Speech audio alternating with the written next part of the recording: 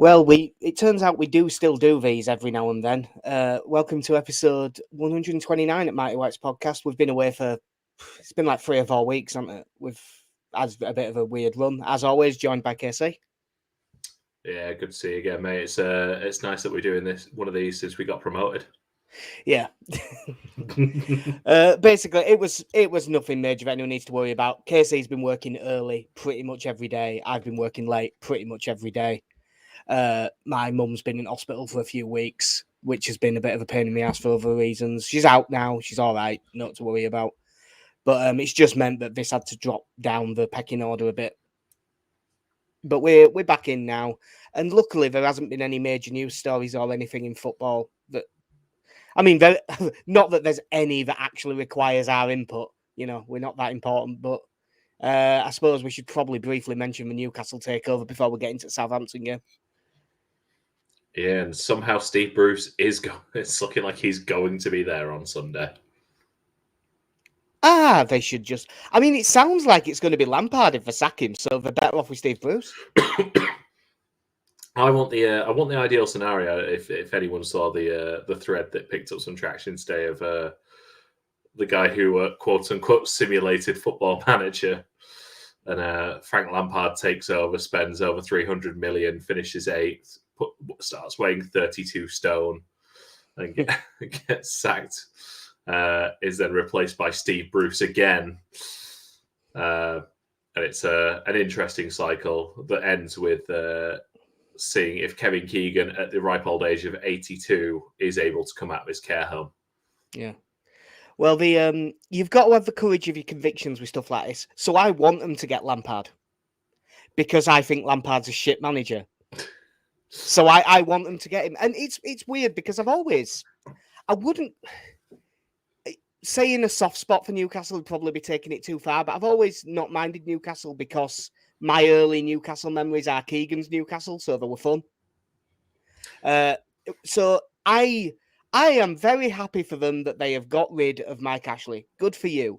The only problem is you've managed to bring in people who are much, much, much, much worse. I have no problem with the Newcastle fans who are going, fuck you, we're rich, I don't care. All right. Fair enough. If you don't care, you don't care.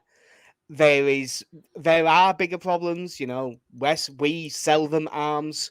So, but the difference is, we sell the Newcastle fans arms. Yeah, well, they use them on horses. You know, there's all the... It's the moral false equivalencies that you're hearing a lot of them grow. Well, like legally speaking, the whole, well, if we're willing to sell them arms, surely they can own a football club. Legally speaking, yeah, but that doesn't make it right.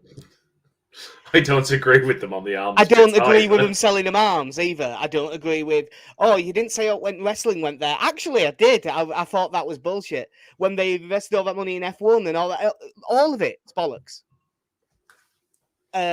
But some of it's not just that they've accepted the takeover, because I know full well that there'd be a very large number of Leeds fans that would accept the takeover in the exact same way. And you know what? If I took over Leeds, I probably would. I don't think that I would stop supporting Leeds. I might stop buying a season ticket. I'd probably stop buying my shirts. But I wouldn't stop supporting Leeds because for your team, you can't really change it. But all of this...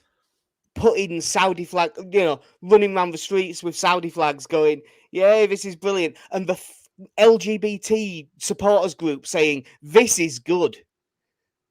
Yeah. I mean, I'm sorry, fuck right off. Like, you just, you know, you can turn a blind eye to things if you want. Football will turn you into a hypocrite. It is impossible to be a fan of football league, like at the Premier League level, and not be a hypocrite in some way. If you're in any way, I'd say if you consider yourself left of like Nigel Farage, it's kind of hard to not be a hypocrite when you're talking about football. But if you're gonna accept this, you have to sort of accept the arguments that come with it. Saying all of this is awful is not an attack on Newcastle United. It's an attack on the way football is now. And this is just the latest example. Yeah, I've seen quite a few people kind of tie themselves up in knots as well over, well, it's not the Saudi government, it's a private company that's bought it. Like, yeah, but if you do look at their It's board of directors, there's a number of members of the Saudi royal family there. So, well, I mean, it's the PIF, it's their investment fund. It isn't a private company. This isn't like the guy that owns Sheffield United, which is a bit removed. This is, I mean, Mohammed bin Salman, I believe, is the chair of the PIF, isn't he, or something like that. Basically, it's him. Yeah.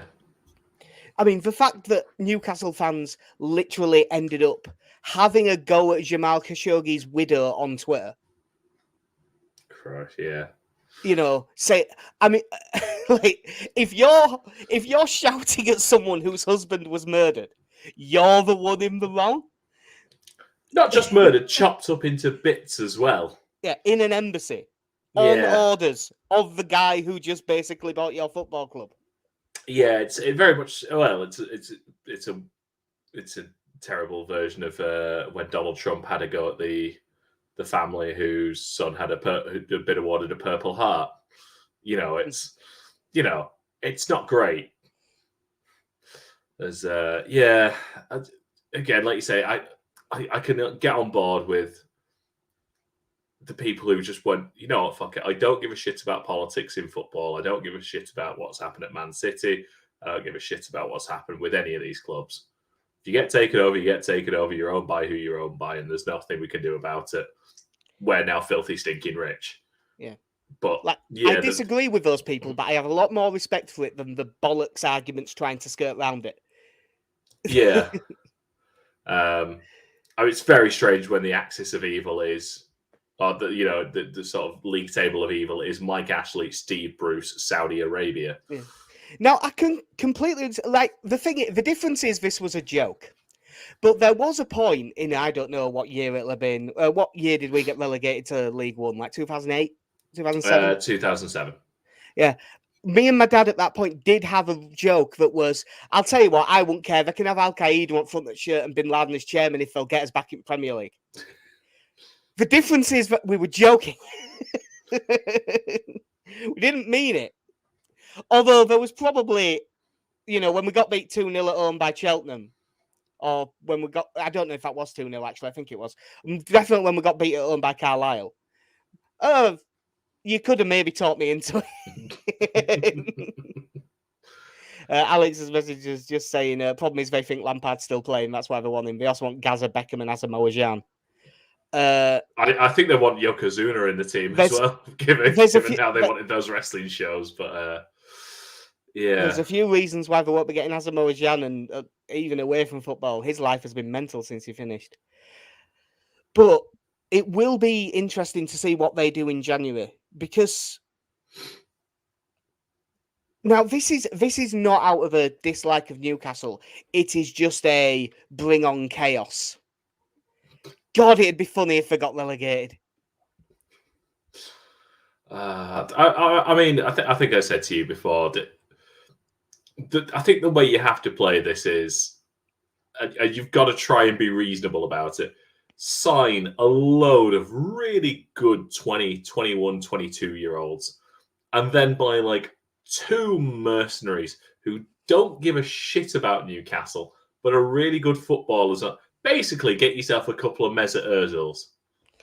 Yeah, I'm trying to think of like realistic ones, because most Newcastle fans know it isn't going to be Mbappe, etc. Even the ones that are putting that because they're joking. There is a couple that weren't joking, but every fan base has them. I'm trying to think who they could like realistically get. I'll tell you one. Could they get Jesse Lingard? I don't know who's playing. He comes off the bench at least. Yeah. The first one I was thinking of was James Rodriguez. Because he didn't go anywhere, did he? No, he's gone to somewhere with Qatar. Oh, has he got I believe he's I'm not sure it's officially announced, because they're doing like 3 weeks of signing him up for. Can you remember when like Xavi went out there and he got all the benefits in the world, including that time he won the lottery?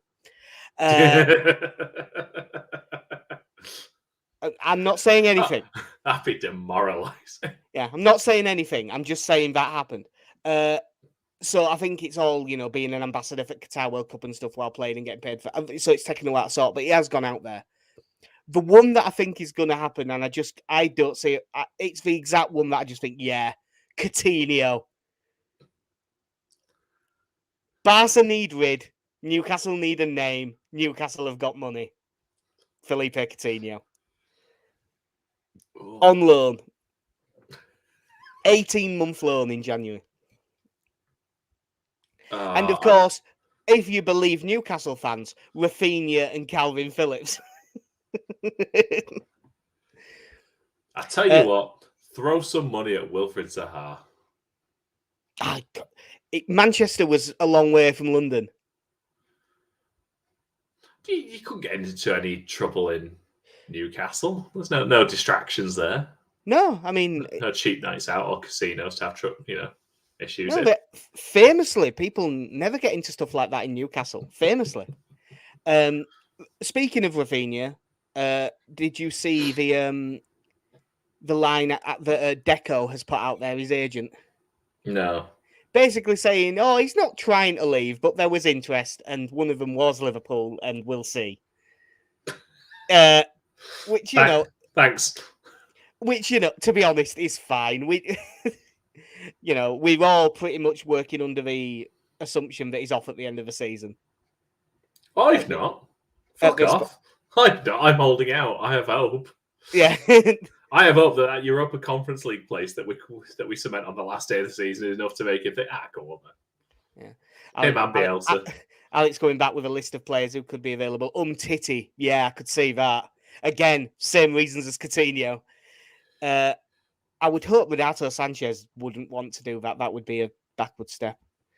We had to basically get that away because it was the main thing that has happened while we've been away. I aren't talking about the internationals because Calvin didn't play. No Leeds players played for England. No one cared. No, Dan James scored for Wales. What? I will say this: not having Calvin Phillips in the England team the other night really showed a lot of people why Calvin Phillips needed to be in the England team. I did afterwards see a lot of people retweeting various non-Leeds fans saying that. The truth is, because Calvin Phillips wasn't playing, I remembered that game was on at about the 70-minute mark. I started around the half-hour mark, I think.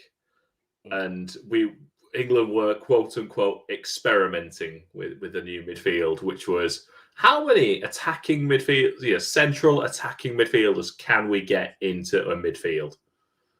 And as it turned out, it was too many. And then the one we took off was Jack Grealish for some reason. Yeah, I saw a lot of people saying Mount did nothing and things like that. But as I say, I've only watched the highlights and only the brief ones at that because I didn't care. One thing that I will care substantially more about, because we're not going to go back through all the games we missed. You know what happened. We got us win against Watford, and thank Christ we did. So Southampton on Saturday, which is the first league game we're not going to this season. Well, between us, because you've missed a couple. Yeah. We did briefly look, and the only way we were travelling there was getting... I don't want to sound picky, because I know it is tough getting tickets anyway, but the only way we were going was if we were flying. Yeah, and it was not as cheap as we were hoping it would be. Or as readily available. I am well aware that I have done longer trips than that on a coach, but I had substantially better knees at that point. I was tempted, and don't get me wrong, I am as guilty as anyone and stuff like this. I'm sure if we'd won 6 of his first 7, I'd have gone, or at least tried to. Yeah, but it was hard to get the motivation. But it'll be an interesting game, this, because they like to get the ball forward and press high and really put pressure on, and we like to press high and kind of go at them a bit, not as much as we did other times, but we still press it. So it could either be, if both teams don't press well, just end-to-end attacking, and if both teams do press well, it could get really, really scrappy. It'll be sort of a weird one. They play, it's sort of a 4-4-2, but it's more of a 4-2-2 because their wingers kind of push on a bit and go inside a bit, and the fullbacks go outside them. but with it being that, we'll be free at the back. So I still, for the most part, don't think we're as good in that formation, but we haven't been particularly good at creating great chances in either formation this season, other than first half against Newcastle, but Newcastle are rubbish. Yeah. And then we have the team news. I've only seen brief bits of it. Was Calvin mentioned in the press conference? I believe I will find the quote because I have it on the notes down here. Because I was going to come to it in a bit. Phillips, quote, has chances of being able to do so, as in play. So he has a chance of being able to play. But the way it's phrased, it isn't he's available. So I'm not exactly confident. Yeah, I suppose if he's not going to be available, it's not the worst time to do it if we're going to go into a game playing a back three. Yeah, what it makes me wonder is, because like if it's a back three, you would think would be what, Llorente, Strout, Cooper? Yeah, I think so. And because normally you would go, oh well, Strout might push into midfield to replace Phillips, but in this formation it won't be. So, man, it'd probably just be Dallas and Click in middle. Yeah, I was going to say Rodrigo, but Bamford's out. Bamford's definitely out. So Rodrigo will be up top. So yeah, Dallas and Click midfield. But if Phillips, one question I did have actually just on that subject, because it'll be Click ahead of Dallas. In the midfield too. I don't particularly like Dallas in that role, but I think that's what it'll be. If Phillips is available, is this the time where Dallas finally drops out? Or does he drop Firpo when he plays left back? Or does he drop Shackleton and he plays right back? To be honest, I'd be tempted to go dropping Dallas. I don't think Dallas has done particularly well this season so far. I don't think it'd be the worst time for him to drop out. And I think it would certainly be harsh on Jamie Shackleton to push him out because I think he's had a good run. And I think Firpo needs to keep getting the minutes in. Yeah, I must admit I did quickly note down the team, and admittedly, this is the team with Phillips available, but Dallas isn't in it. It's a bit of a weird. One thing that could be interesting, if we are missing Phillips, we won't just be us missing as best midfielder because James Ward-Prowse is suspended. James Ward-Prowse is suspended, and Che Adams is injured for them, I believe. Yeah, Adams is out because it would have probably been Adams and Armstrong up front. So now it'll probably be Armstrong. What's that? The young lad from Chelsea, Armando Broja.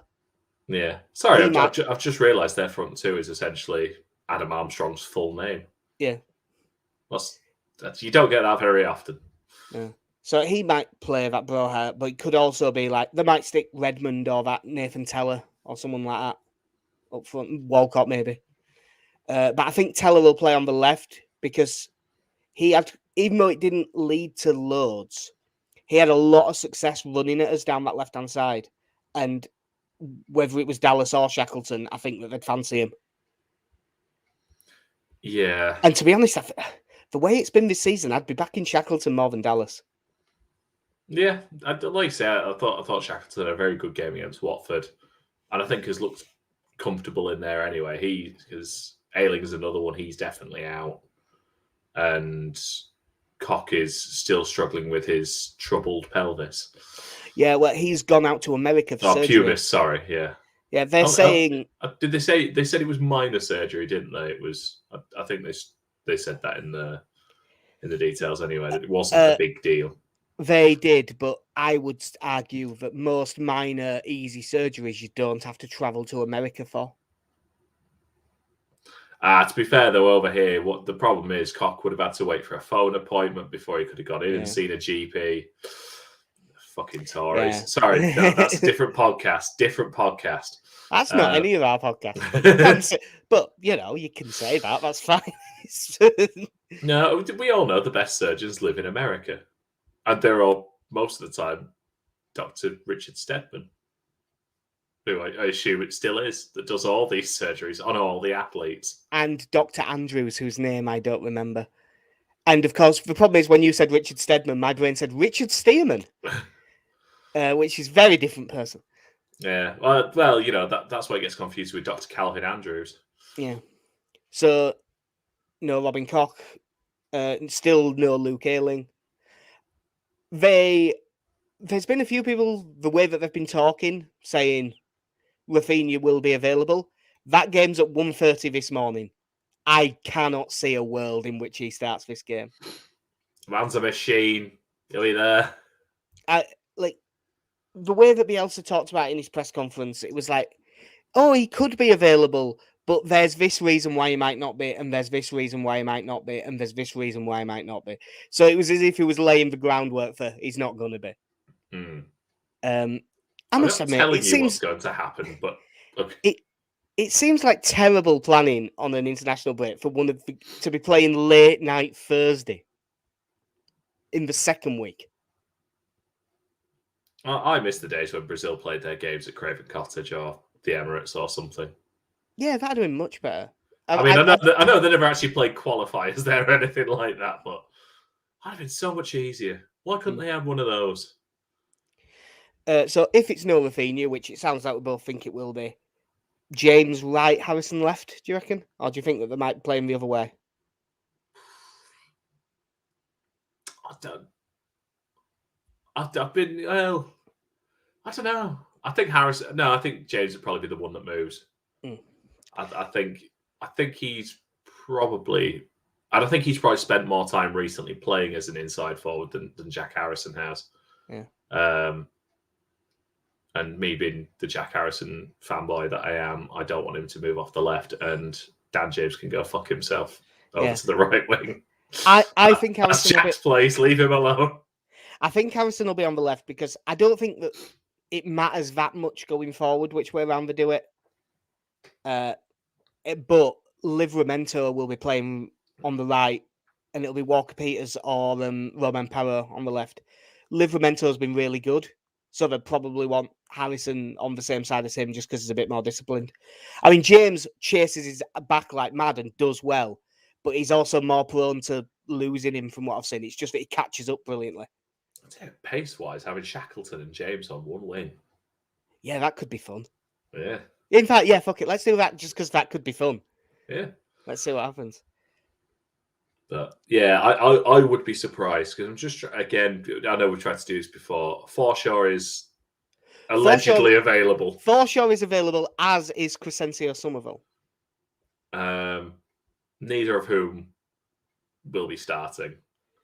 Just if they just suddenly started Forshaw for this game. Yeah, now is the time. And then outside of that, really, your only other option would Tyler Roberts be starting? Which no, I don't think he will.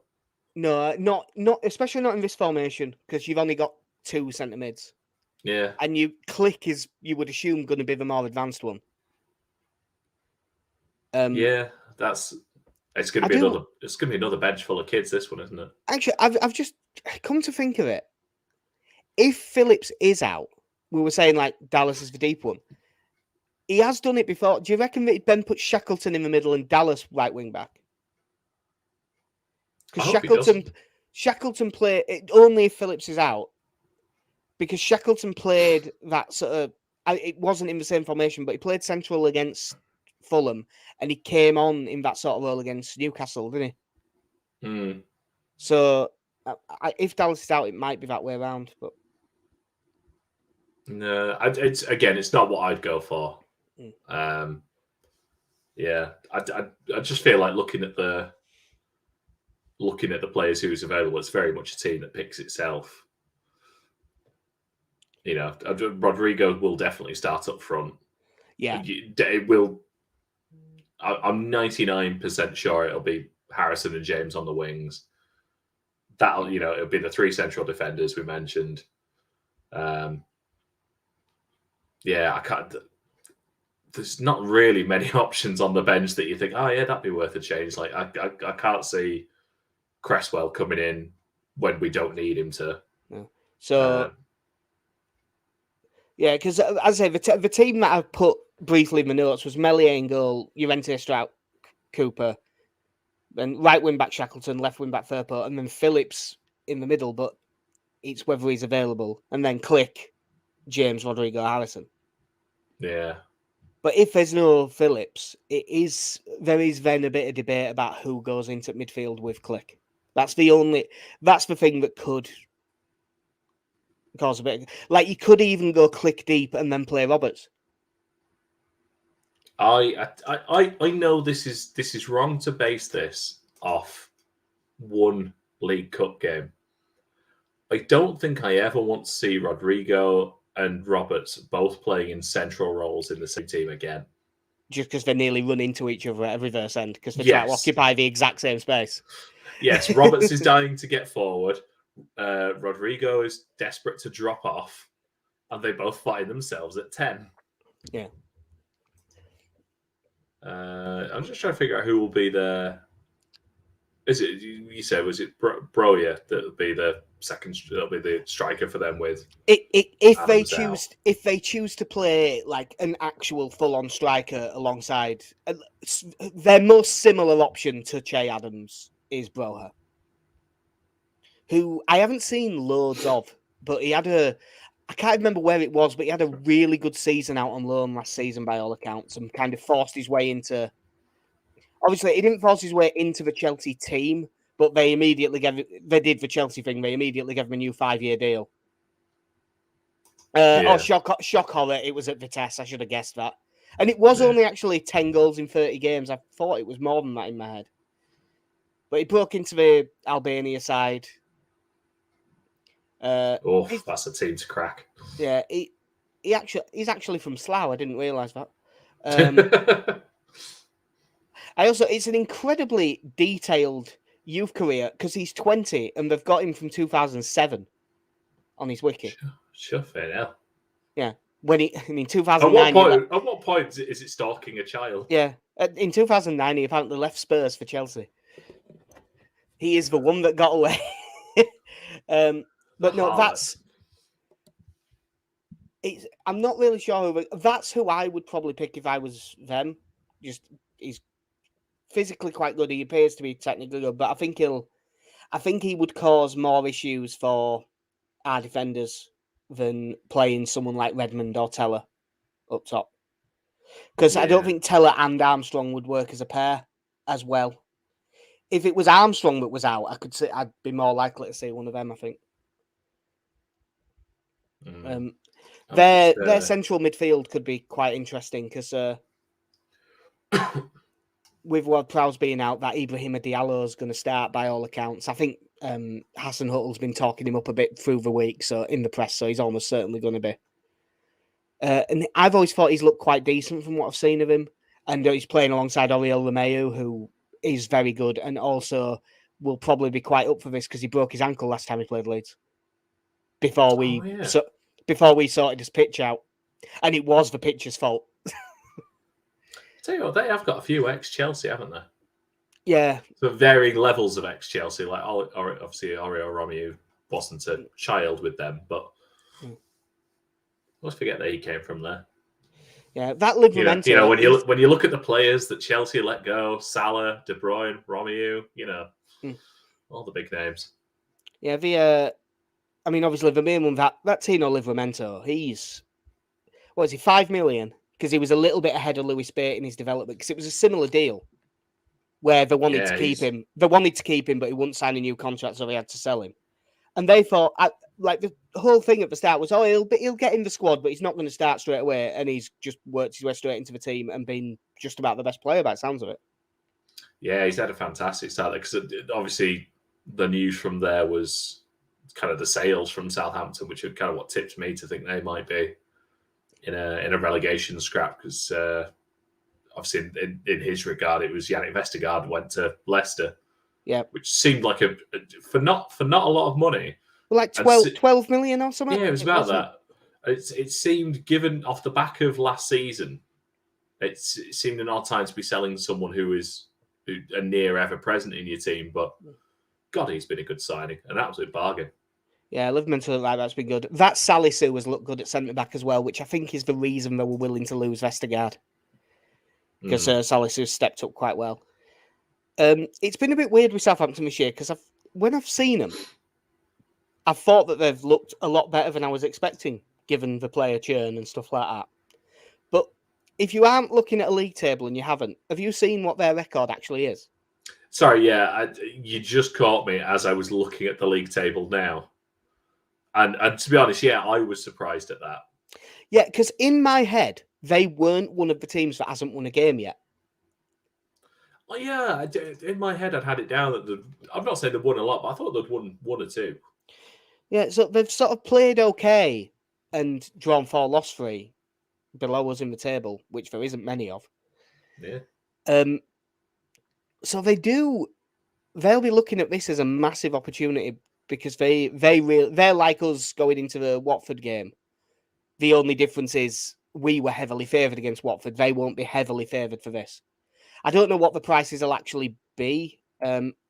With Southampton being at home, you would think they might just be slight favourites, but really not by a lot.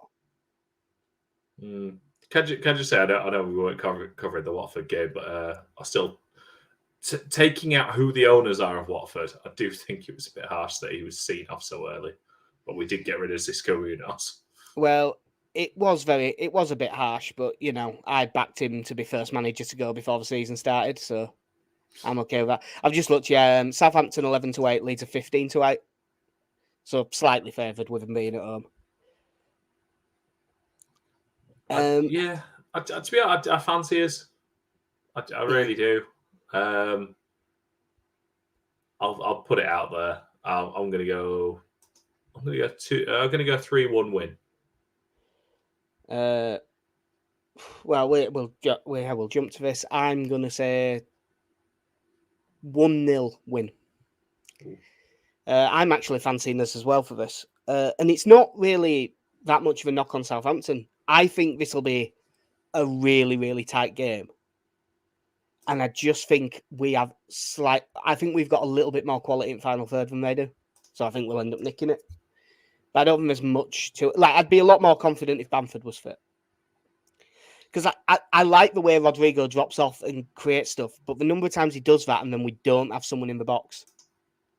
I think, in theory, because we've got 3 at the back, Click should have the license to really get in there. I mean, I'm assuming it's going to be Click in that role. If it's Roberts, it's Roberts. But either way, whoever's playing as the sort of 10 in the 3-3-1-3 should have license to really get into the box in this one.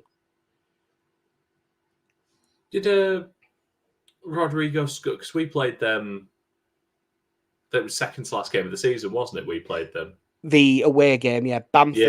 Bamford from a ball over the top where Alex McCarthy should have come out and got it and he just didn't. And he scored. And then that really scrappy Tyler Roberts goal. Yeah. That was the other one.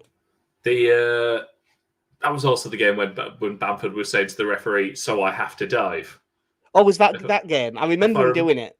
I'm pretty sure it was that game when you just seen him go, "So you're telling me I have to dive?" Yeah. You know what? I'm going to full on back Rodrigo in this. I'm going for I know this isn't something we guess at, but I'm going for a Rodrigo brace as well. Well, that'd be nice. He could really do with something like that. No, I think his knee's going to get fucked up and he's going to come off with a brace on. Oh, shit. I listened to a bit of a couple of shows about this, and especially All Stats That We Win, and they were on about how well this was one of the games where the longer diagonal balls worked really well last season. Which the Stephen Craney special. Well, we've been hitting a lot more of them this season anyway.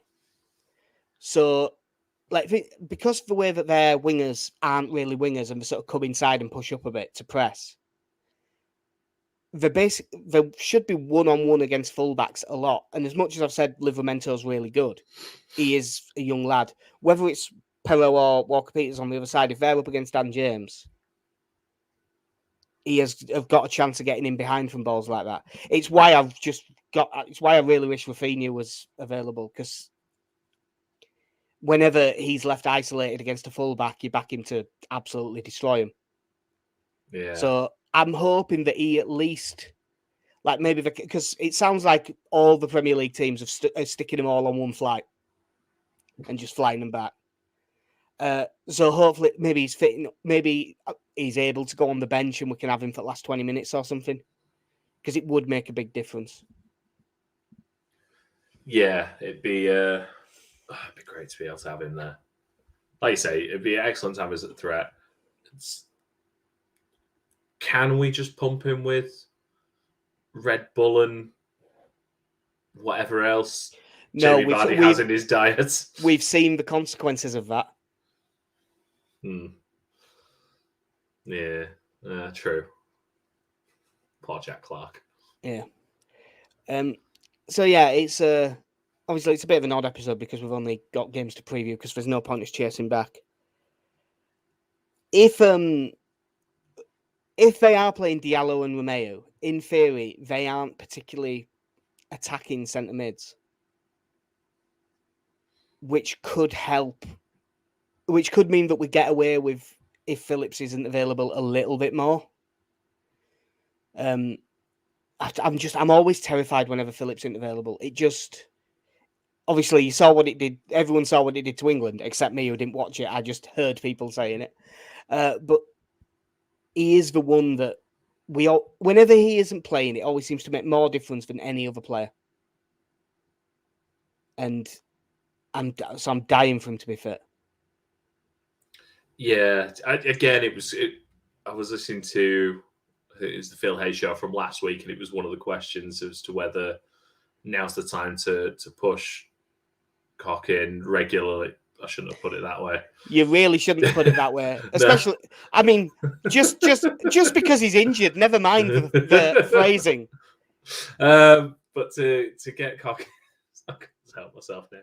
To get him in at holding mid and move Phillips into central midfield, and it was the speed of which Phil Hay went, no, just no. Like for these games where we're not playing a holding mid, yeah, I'm happy to go with that. But